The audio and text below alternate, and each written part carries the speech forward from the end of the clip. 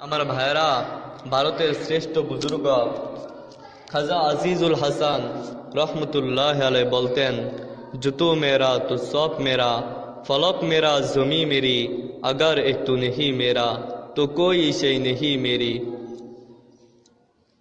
হে আল্লাহ, আপনি আমার তো এই জমিনটা আমার, আপনি আমার তো আসমানটা আমার, আপনি আমার তো জান্নাত জান্নাতুল ফেরদাউস আমার, अगर एक तू नहीं मेरा তো कोई शे नहीं मेरी।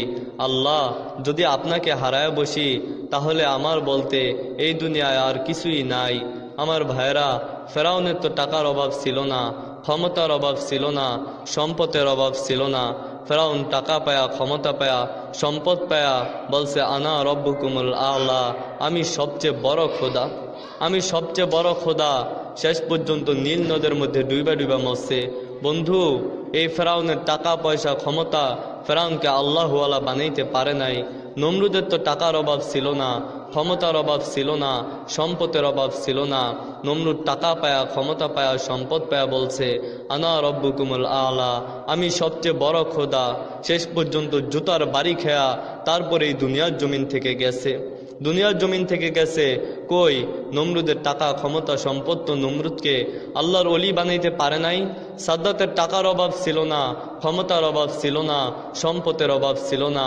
সাদ্দাত টাকা পায়া, ক্ষমতা পায়া, সম্পদ পায়া বলছে, আল্লাহর সাথে টক্কর দিছে, বলছে আমি আসমানের মালিকের জান্নাতে যাব না। সাদ্দাত নিজের জান্নাত নিজেই তৈরি করছে। যখন জান্নাতের মধ্যে ঢুকবে তো মালাকুল মউত হযরত আজরাইল আলাইহিস সালাতু ওয়াস সালাম আয়েশা উপস্থিত হয়ে গেছে। মালাকুল মউত আজরাইল এসে উপস্থিত হয়ে গেছে। আমার ভাইরা, সাদ্দাতের টাকা পয়সা তো সাদ্দাতকে আল্লাহ পর্যন্ত পৌঁছে দিতে পারে নাই। এজন্য এই টাকা পয়সা কিছুই না। আমার ভাই, যে আল্লাহকে পায়া গেছে সে সব পায়া গেছে। আল্লাহর কাছে আল্লাহকেই চাওয়া লাগবে, আল্লাহর প্রিয় হইয়া তারপরে কবরে যাওয়া লাগবে, আল্লাহর দেওয়ানা হইয়া তারপরে কবরে যাওয়া লাগবে। আমার ভাই, কবরে তো একদিন যাওয়াই লাগবে। এই কবর না সব সময় মানুষকে ডাকতেই থাকে, কবর সব সময় মানুষকে ডাকতেই থাকে। দুটি জাদু মীরা আকাশ জোরে জোর, দুটি জাদু মীরা আকাশ জোরে জোর, একে আবেদানা দিগর খাকে গোর। দুইটা জিনিস সব সময় মানুষকে ডাকতে থাকে, একটা হচ্ছে কবর আর আরেকটা হচ্ছে রিজিক। কবর আর রিজিক, এই দুইটা জিনিস সব সময় মানুষকে ডাকতে থাকে। আমার ভাই, এজন্য রসুল পাক সাল্লাল্লাহু তাআলা আলাইহি ওয়াসাল্লাম বলেন যে বুদ্ধিমান তো ওই ব্যক্তি যে মৌতের আগে মৌতের জন্য রেডি হয়, যে মৃত্যুর আগে মৃত্যুর জন্য রেডি হয়। আমার ভাই, তুমি তোমার ইন্তেকালের পরে কাফন কেনার জন্য, কাফনের জন্য 3 দিন অপেক্ষা করা লাগবে না। কাফনের কাপড় বাজারে রেডি আছে, বাঁশ ঝাড়ে রেডি আছে, কলা পাতা গাছে রেডি আছে, ওরা কোদাল রেডি আছে। ইমাম সাহেব জানাজা দেওয়ার জন্য মসজিদে রেডি আছে। ময়রা দেখো, ইমাম সাহেবের জন্য 5 দিন অপেক্ষা করা লাগবে না। আমার ভাইরা, মৌতের খাট রেডি আছে, সব তো রেডি আছে। এবার আমার আপনার রেডি হওয়ার পালা। আমার ভাই, মানুষ ঢাকায় যায় রেডি হয়, বেড়াইতে গেলে রেডি হয়, বিদেশে গেলে রেডি হয়, একটু বাজারে যাবে তাও রেডি হয়। বন্ধু, চিরদিনের জন্য যে কবরে যাইবা, তোমার কি রেডি হওয়ার দরকার না? তুমি যে কবরে যাইবা, তোমার কি রেডি হওয়ার দরকার না? এই জিন্দেগি একটা স্বপ্নের মতো। মানুষ রাত্রে ঘুমায়, কত কিছু স্বপ্ন দেখে। কেউ বড় বাড়ির মালিক হয়ে গেছে, কেউ বড় দামি গাড়ির মালিক হয়ে গেছে।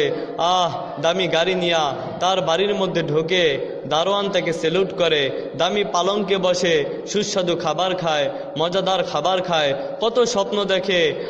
চোখ খোলার সাথে সাথে সব স্বপ্ন ভাঙা চুরমার হয়ে যায়। সকালবেলা কোথায় গেল সেই বড় বাড়ি, কোথায় গেল দামি গাড়ি, কোথায় সেই সুস্বাদু খাবার? সকালবেলায় পান্তা ভাত পিঁয়াজ খেয়া রিক্সা নিয়ে বের হতে হয়। চোখ খোলার সাথে সাথে সব স্বপ্ন যেমন ভাঙা চুরমার হয়ে যায়। আমার ভাইয়েরা, এই জিন্দিগিটা স্বপ্নের মতো। নিঃশ্বাসটা বন্ধ হওয়ার সাথে সাথে সব স্বপ্ন ভাঙা চুরমার হয়ে যাবে। এই দুনিয়ায় কেউ বড় বাড়ির মালিক হয়, কেউ বড় গাড়ির মালিক হয়, কেউ সম্পদের মালিক হয়, কিছুই থাকবে না, সব একদিন শেষ হয়ে যাবে। আমার ভাই, কবরের বিছানায় সকলকে ঘুমাইতে হবে। এজন্য আল্লাহর ওলি হইয়া তারপরে কবরে যাওয়া লাগবে, আল্লাহর দেওয়ানা হইয়া তারপরে কবরে যাওয়া লাগবে। আমার ভাইরা, আল্লাহ পাক খাওয়াইতেছে, আল্লাহ পাক পড়াইতেছে। আজকে আল্লাহটা খায়া আল্লাহর নাফরমানি মুসলমান কিভাবে করে? আমার ভাই, আল্লাহ পাক তো খাওয়াইতেছে। বলে কই হুজুর আল্লাহ পাক খাওয়ায়? আমার বাবা আমাকে রুজি করে খাওয়াইতেছে, আমার বড় ভাই আমাকে ইনকাম করে খাওয়ায়, আমার স্বামী আমাকে ইনকাম করে খাওয়ায়। বন্ধু, তোমার ভাই যে তোমাকে ইনকাম করে খাওয়ায়, তোমার স্বামী যে তোমাকে ইনকাম করে খাওয়ায়, এদেরকে ইনকাম করার শক্তি কে দিছে? আল্লাহ পাক দিছে। আল্লাহ পাক কি পারতো না তোমার বাবাকে হাসপাতালে শোয়া রাখতে? আল্লাহ পাক কি পারতো না তোমার স্বামীকে অসুস্থ করে ঘরের মধ্যে শোয়া রাখতে? আল্লাহ পাক কি পারতো না তোমার বড় ভাইকে পঙ্গু করে তারপরে ঘরের মধ্যে শোয়া রাখতে? অবশ্যই আল্লাহ পারতো, কিন্তু আল্লাহ পাক এগুলো করেন নাই। রব্বুল আলামিন তোমার ভাইকে রুজি করার শক্তি দিছে, তোমার স্বামীকে রুজি করার শক্তি দিছে, তোমার বাবাকে রুজি করার শক্তি দিছে। আল্লাহ পাক খাওয়াইতেছে। আমার ভাই, যখন তুমি তোমার মায়ের পেটে ছিলা, তখন সেখানে তোমাকে কে লালন পালন করছে? তোমার কি মনে পড়ে না আল্লাহ পাক তোমাকে লালন পালন করছে? আমার বন্ধু, যখন তুমি ছোট্ট ছিলা, তখন তোমাকে কে খাওয়াইছে? আল্লাহ খাওয়াইছে। যখন তুমি ছোট্ট ছিলে, দাঁত ছিল না মুখে, তখন আমি রিজিক দিছি তোমার মায়ের বুকে। যখন তুমি ছোট্ট ছিলা, আল্লাহ পাক তোমার মায়ের স্থনে এই খাবারের ব্যবস্থা করছে, খাবারের ব্যবস্থা করছে। কি মনে করো তুমি ফসল করার খাবার খাও? বলে হুজুর আল্লাহ খাওয়াইতেছে। কষ্ট করে লাউয়ের গাছ বপন করছি আমি, শশার গাছ বপন করছি আমি, ধানের খেতে চাষ করি আমি তো নিজের ফসল নিজে করতেছি। আমার ভাই শোনেন, এই লাউয়ের গাছে পানি দেওয়ার ক্ষমতা আল্লাহ পাক আপনাকে দিছে, লাউয়ের বীজ বপন করার ক্ষমতা আল্লাহ পাক আপনাকে দিছে, কিন্তু এই লাউয়ের গাছ থেকে, বীজ থেকে গাছ বের করার ক্ষমতা আল্লাহ আপনাকে দেন নাই। এই লাউ গাছে একটা লাউ ধরার ক্ষমতা আল্লাহ পাক আপনাকে দেন নাই, আল্লাহ পাক দেন নাই। দেখেন, এই যে একটা মানুষ, এই মাটির কত শক্তি, মাটিকে আল্লাহ পাক কত শক্তি দিছে। মাটিতে প্রতিদিন লক্ষ লক্ষ মানুষ খেয়া ফেলায়, কত মানুষ খেয়া ফেলাইতেছে এই মাটিতে। বুড়া মানুষের দাঁত এত শক্ত, এই দাঁতটাও মাটিতে খেয়ে ফেলায়। আমার ভাইয়েরা, এই চুল, মহিলাদের চুলের গোছা কেউ কবর খুঁজতে পায় নাই, এই চুলের গোছা মাটিতে খেয়ে ফেলায়। মানুষ ঘরে কেলাম লাগায়, কেন লাগায়?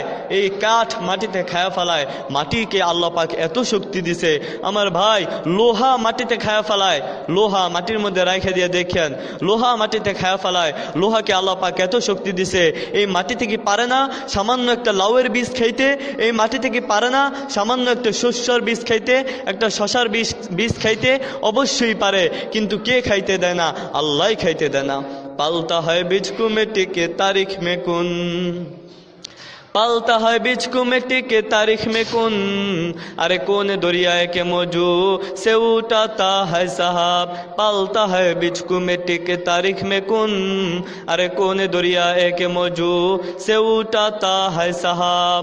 রব্বুল আলামিন বলেন যে বান্দা, খেতি কি তোমরা করো? না, খেতি আমি মাওলাই করি তোমাদের জন্য। আমি আল্লাহ তোমাকে খাওয়াইতেছি, আমি আল্লাহ তোমাকে পড়াইতেছি। কতটা অসহায় তুমি ছিলা তুমি কি জানো? যখন তুমি ছোট্ট ছিলা, হাঁটতে পারত না, তখন যদি তোমাকে ড্রেনের মধ্যে ফালায় রাখতো, তোমাকে চকের মাঝখানে, ক্ষেতের মাঝখানে ফালায় রাখতো, ওইখান থেকে উঠে আসার ক্ষমতা তোমার ছিল না। আমি আল্লাহ তোমাকে ছোটোর থেকে বড় করছি, আমি আল্লাহ তোমাকে লালন পালন করছি।